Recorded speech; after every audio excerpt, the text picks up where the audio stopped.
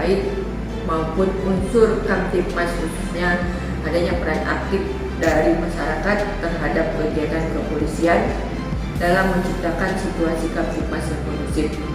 Untuk itu saya tekankan kepada peserta pelatihan Praoperasi Sikat Fungsi 2022, satu, ikuti pelajaran ini dengan serius dan penuh tanggung jawab, karena kesanggupan saudara dalam menyerap materi pelajaran ini akan bermanfaat dalam pelaksanaan tugas kita ke depan.